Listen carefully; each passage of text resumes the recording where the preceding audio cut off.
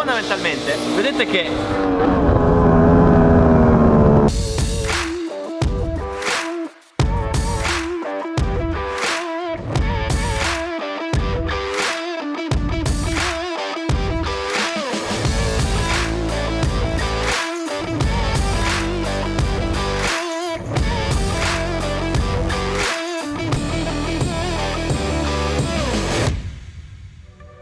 pochi giorni fa sembrava tutto finito. Moto distrutta, migliaia di euro di danni, stagione conclusa. E invece, grazie a voi e grazie a tutto il vostro supporto, Racing is Life continua. E oggi sono qui pronto a giocarmi il campionato. La mia R1 è a pezzi, quindi ho dovuto noleggiare la moto che usavo l'anno scorso. La conosco molto bene, quindi non sarà difficile adattarsi. La vera difficoltà sarà tornare a girare sui miei tempi, superando la paura di distruggerla di nuovo, specialmente perché non è la mia moto. Ma sono carico. Nei test ho fatto il miglior tempo, quindi so che qui, oggi, sono il favorito.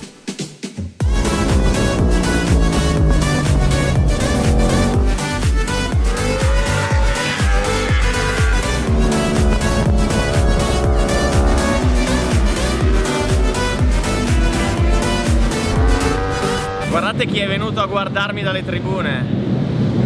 Cosa hai visto di agghiacciante? Che sei piantato come un fisher nell'asfalto. Ho visto che hai preso confidenza anche se non è la tua moto, però io vedo che sei molto lento negli scambi e che secondo me ancora non spigoli abbastanza le curve, sei sempre tanto piegato, non dai mai gas, e soprattutto che al moto estate ci sia traffico, lo sai, e non puoi smettere di tirare tutte le volte, devi tirare e cercare di sorpassare la gente nella maniera più corretta possibile.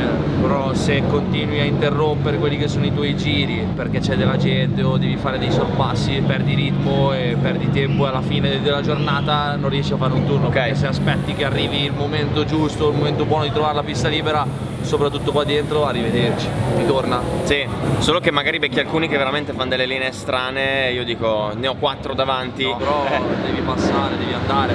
Almeno se li hai passati, magari dopo c'è pista libera. Se tu aspetti, li riprendi. Invece poi lasci 10 secondi, poi li riprendi e sei punto a capo, capito? Chiaro. Quindi soprattutto qua non c'è tempo, i turni sono 10 minuti, quanto è? Un quarto d'ora? Sì. Non puoi stare a far ballare la scimmia, ci vuole più.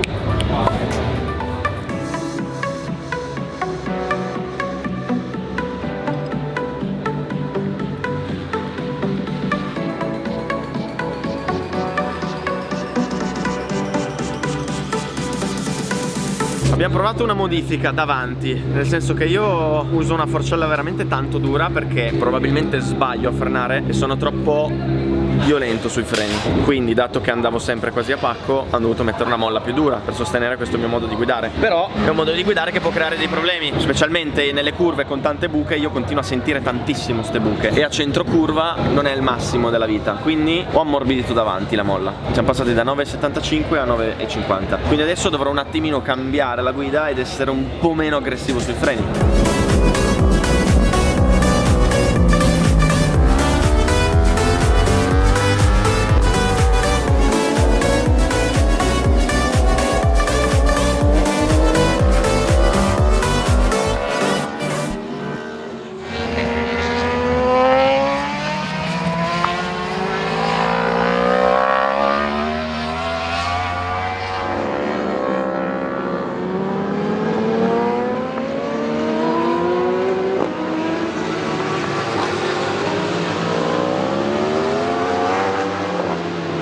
Devo ammettere che la moto va molto meglio, cioè sulle buche è molto più morbida adesso, quindi è meno legnosa. E la roba paradossale è che io ho iniziato a frenare un po' meno aggressivo e nonostante fossi più morbido davanti, frenavo negli stessi punti e ho pure fatto meno corsa, cioè quindi ho ancora margine. Pazzesco come quello che facciamo noi sulla moto venga prima del setup, cioè se fai le cose sbagliate poi correggi il setup per andare a compensare le cose sbagliate, ma poi ti ritrovi la moto che non va bene. Adesso che mi trovo meglio sulla moto, vediamo di rivedere un 22. Guardate i meccanici di classe e di stile come bevono l'acqua.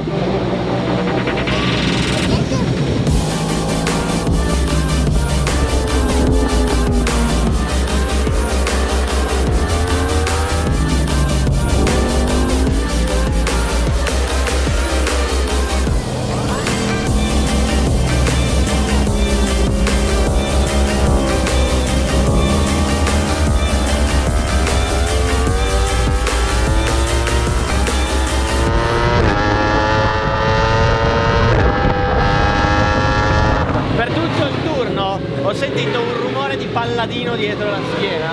È che mi spostavo a destra e a sinistra che non mi vedessi. Tutto te lo sei fatto il turno. Che tempo hai fatto? Non lo so. Come non lo sai? Quanto ha fatto?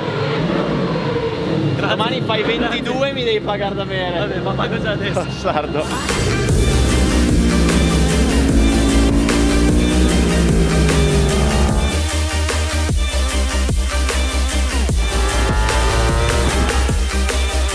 Cioè, appena finita la giornata, piove. Finito l'ultimo turno in questo istante. Sono le 7 di sera. Io volevo entrare in pista a farvi vedere il dosso in cui ci ho lasciato giù la moto, ma non c'ho voglia di bagnarmi. Non ve lo farò vedere. Perché è tipo laggiù a 1 chilometro di distanza. Ciao ciao dosso. Patrick, mi sa che l'idea di andare a vedere il dosso. C'è anche a me che è un'idea che non va bene. Cioè, stiamo qui nel box, belli tranquilli. Sì, sono d'accordo. Tra l'altro oggi, allora, al terzo turno abbiamo provato a dare più precarica dietro. Sì. Ok? Perché? Perché analizzando i dati ci siamo accorti che la media sul giro di affondamento del mono era un po' superiore al nostro standard. Quindi vuoi dare più sostegno. Abbiamo provato a vedere insomma se riuscivamo a spostarci un po' da quella zona. Ok. E così è stato. Vi spiego adesso cos'è la precarica.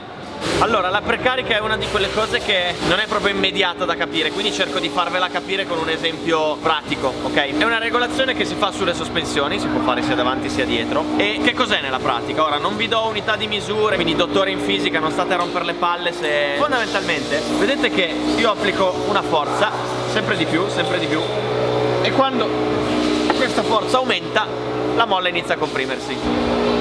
Vedete? Se io applico una forza minima non succede niente, devo arrivare ad applicarne un po'. Ipotizziamo di dare un valore 10, ok?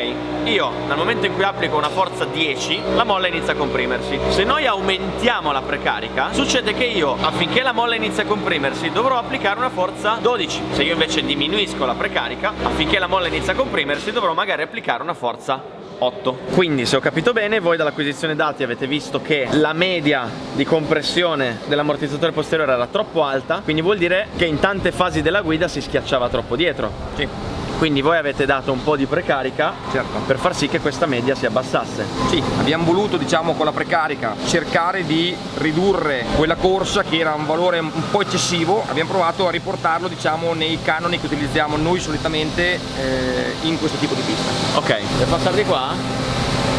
Che tempismo.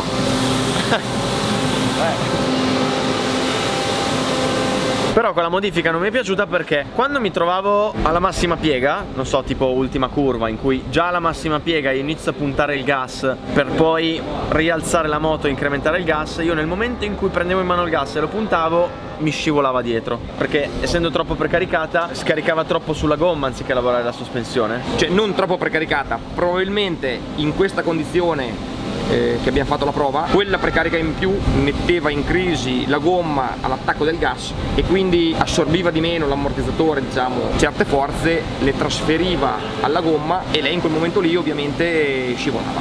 Ok, Quindi cercheremo di fare una via di mezzo per le ufficiali di domani. ok. Tutto molto chiaro, intanto c'è il sole ma piove.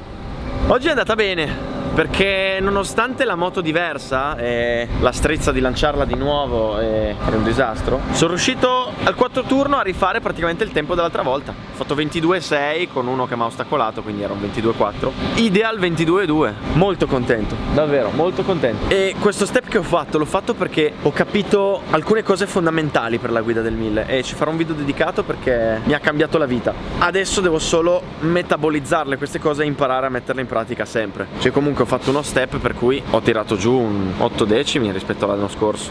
Sono tanti.